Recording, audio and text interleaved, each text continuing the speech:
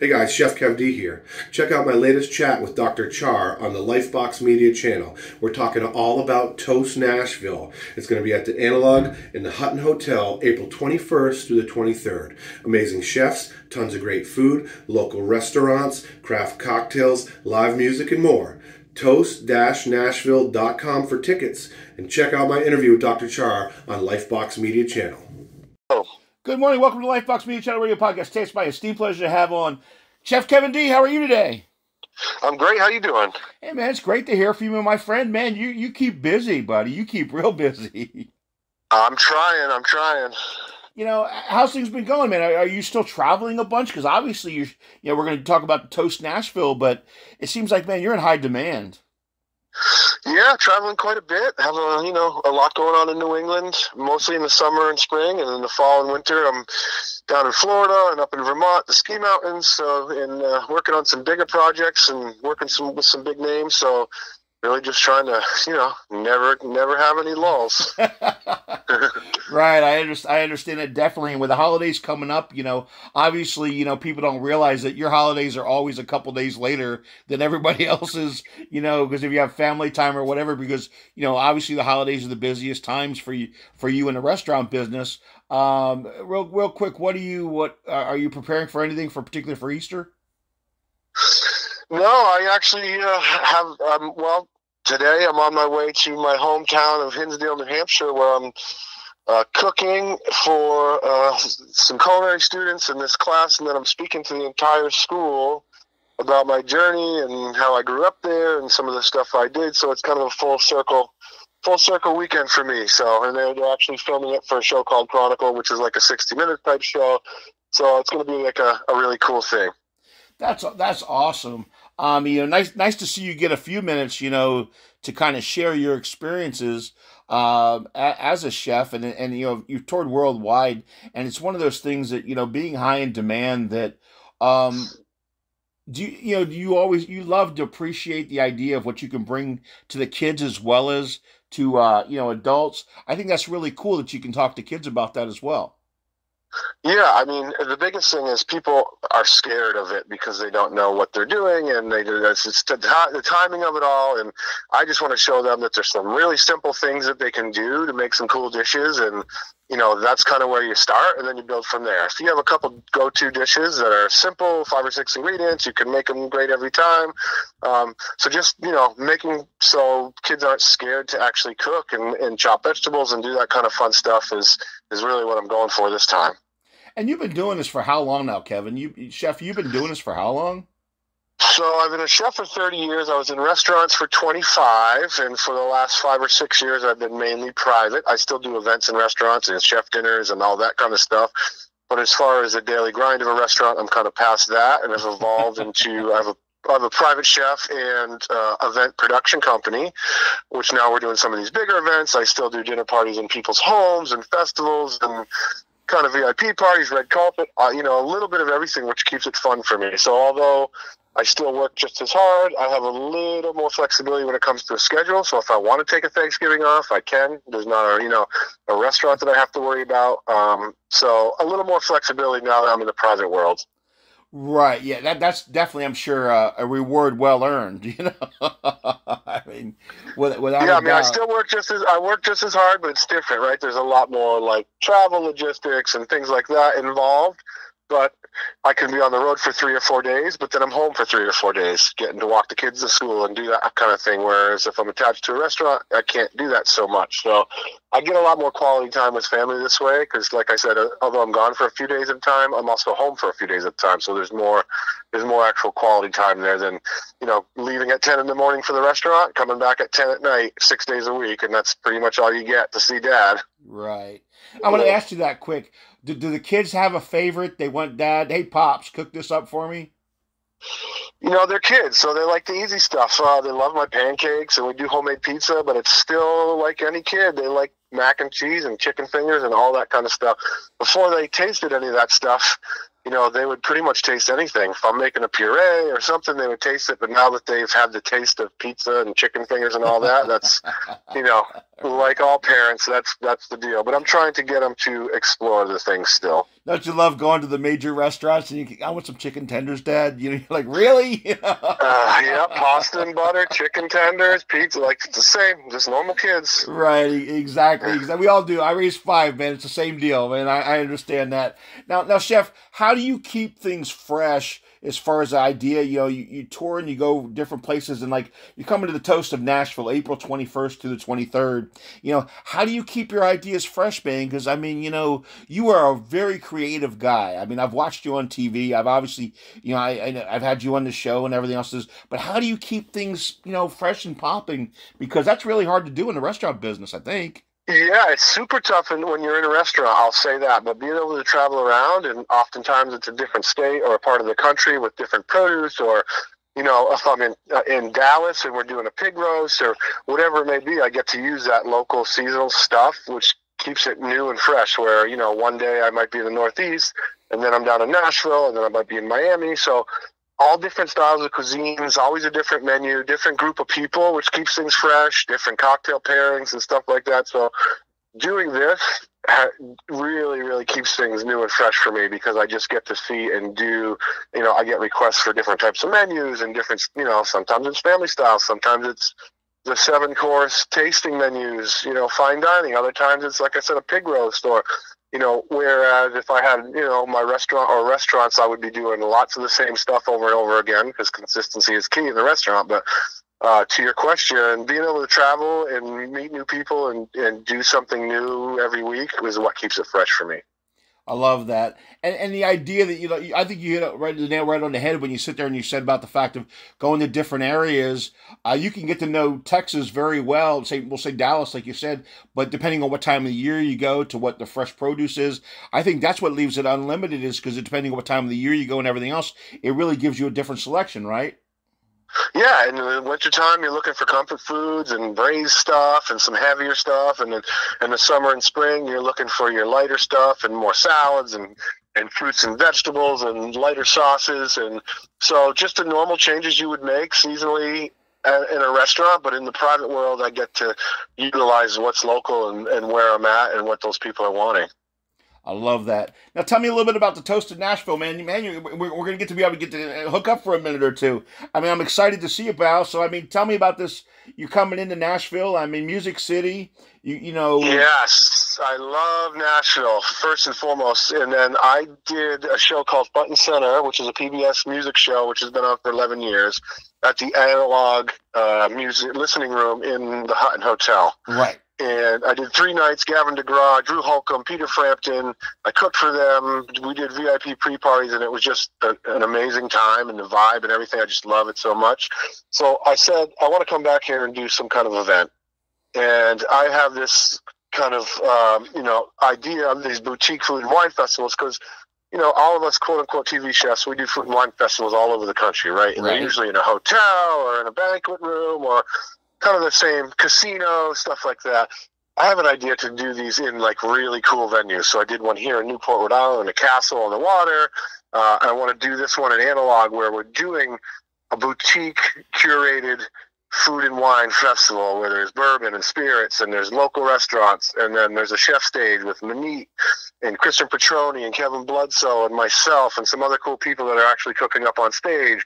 And then, we have wine and spirits and some local craft beers, and people are just walking around, enjoying themselves and eating and drinking. And there's also a music element.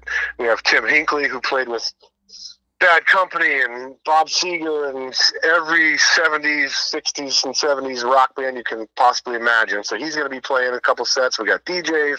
So just a really fun, cool festival atmosphere, but in a really cool venue, which is Analog, which is, I don't know if you've been there or know of it, but it's a beautiful, beautiful room. And the acoustics are amazing. And so there's going to be stations all around, and there's going to be music going on, chefs cooking on stage. Just a fun 3 or 4 hours to go and let loose. I love that, man. Here's the thing. How often do you get to go to a place where you have numerous worldwide chefs there, and you can watch them do their magic, and also you not only have amazing food, but you have, you know, great wine and spirits and a great atmosphere and music. I mean, it's really a cool night out. Yeah, I mean, there's going to be something for everybody. There's going to be old fashions and wine, and Question Tequila is going to be there. And there's just a little bit, if you like celebrity chefs, or if music is your thing. Like if you're a couple, right, and your partner likes one thing and is really into celebrity chefs, but you could care less, you're into old fashions and music, that's also going to be happening. So there's really, you know, you can go there and find something that you like. If you're a wine connoisseur, there's going to be vintage vinos there. And again, all in that really cool room that's analog in the Hutton. And Maneet, who's an amazing chef and friend of mine, has all those restaurants in Nashville. Every single one of those restaurants is going to be having a tasting table at the event. Wow. So you're going to get to taste this, you know, she's the Tournament Champions champion. She's a, you know, chopped judge. She's travels the world. Her flavors and spices are amazing. And you're actually going to be without having to go to a restaurant, which you should, you're going to be able to taste all 3 of her restaurants' food at this event. That's amazing all by itself, man. I mean, that is really cool. And, you know, the idea of coming out and having a night out like that, you know, you'd have to hit the whole town. You know, you kind of put it all in. You know, I got this charity thing coming up. Can you come and do it? Like, it's just a lot of fun, and I'd love to see them all. I love that. And just for the record, and I'm going to get heat here, but, you know, after the last time you were on the show, I went back and watched you and Bobby Flay. I picked your meal over his. Sorry, Bobby.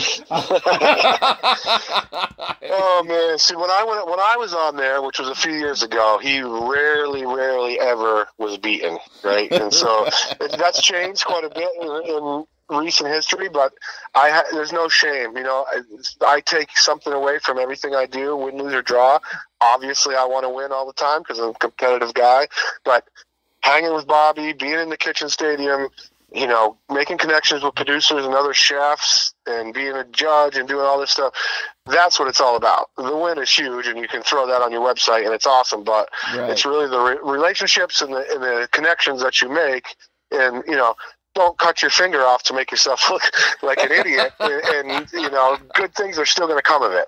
It's always a positive, no matter what. Right. See, so I'm stirring the pot, so to speak. Maybe I can get, you know, Kevin, Bobby 2 and 3. We'll be like Foreman and Frazier, or Foreman and Ali. You know, you never know.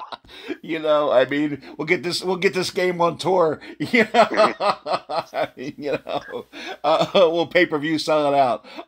You know, but no, we're having a little bit of fun there. No, but I mean, it is really cool, and it is great to see you guys, you know, and let me ask you that part when you go on, because obviously, you know, you're battling against, you know, whoever that comes on, it might have a completely different, you know, technique or ideas. Going up against it, you know, you're really not in a comfort zone, are you, when somebody throws something out there that's totally different than what you're used to cooking or how you're used to cooking it?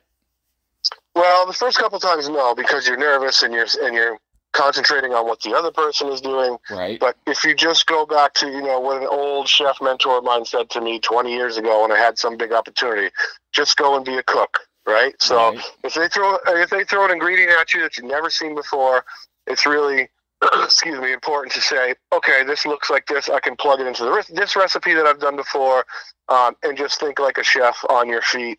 And your really biggest opponent is yourself. When I did the food truck race, we were never worried about what the other trucks were doing. We were just knowing if we concentrate on what we're doing and we're doing our thing and we're putting all our focus onto what we're doing, we're going to get the whole way on this thing. And we did, which was awesome. But when you start like looking at and thinking about what the other person or chef is doing, then you're just wasting time. Right. Yeah, you're kind of messing up your own dish with them getting in your head. Right. Yeah. I dig that. I remember a long time ago being around a restaurant and, you know, stupid thing, but everybody ran out of mayonnaise, and one of the kids says, that was one of the things I did great in school, you know, in culinary school. Hold on. And he went and he done made up the mayonnaise, and everybody's like, damn, man, where did that come from? You know, and it's not that hard per se, but, you know, it was like he was good at it.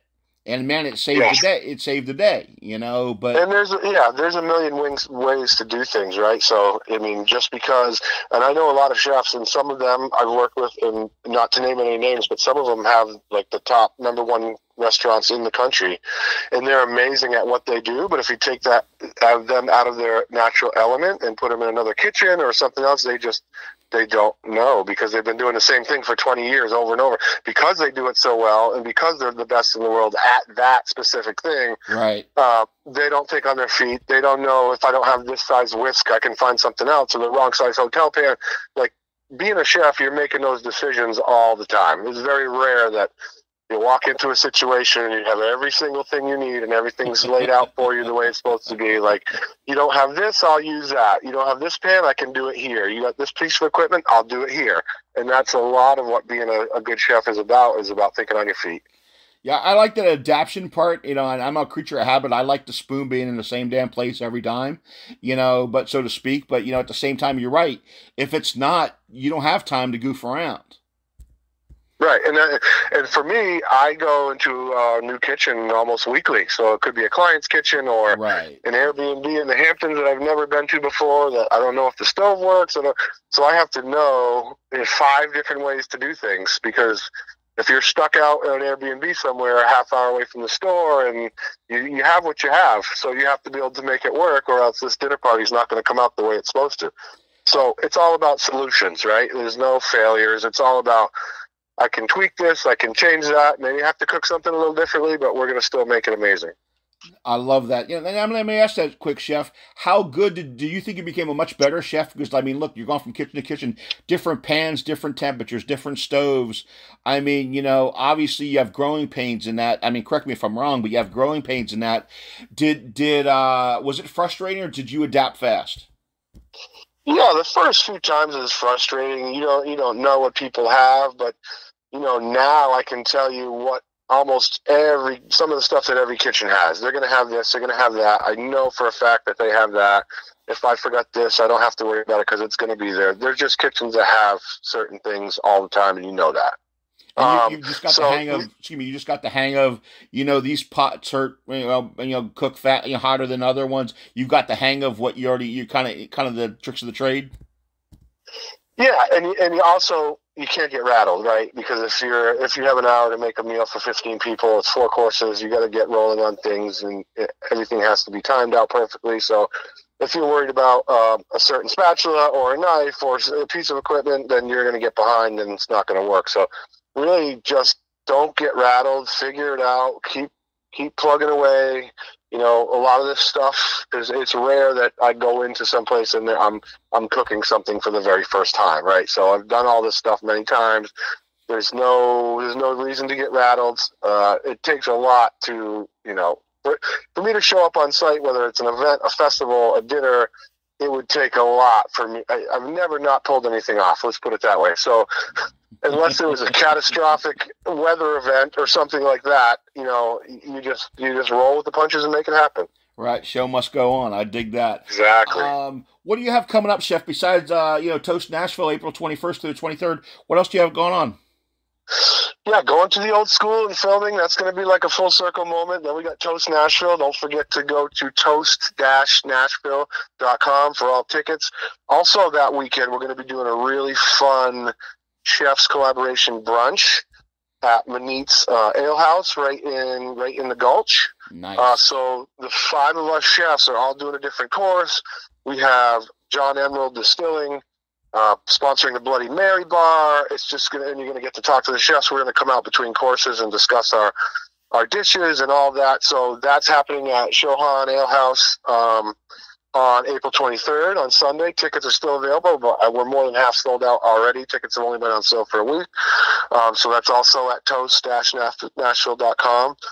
Then after that, I have some of these private guest chef dinners that I'm doing at distilleries and breweries all around the country. I got one up at Hudson Valley at Orange County Brewing and Distilling. I got one here at Boston Harbor Distilling when we're doing 100 people, 5 courses. We're pairing their whatever their spirits and beers and things that they make, and we're doing fun cocktails with every dish and hand rolled cigars and all kinds of fun stuff. So I get to still scratch my restaurant itch by doing these guest chef dinners. And I'm down in Huntsville again. I've talked to you a few times, but have a great restaurant group, Church Street family that I work with down there that at Purveyor, and they have Sea Salt, Huntsville, and Mazera's, and they have a bunch of when I started working with them, they had 2 restaurants. Now they have 8 working on their 9th. Wow.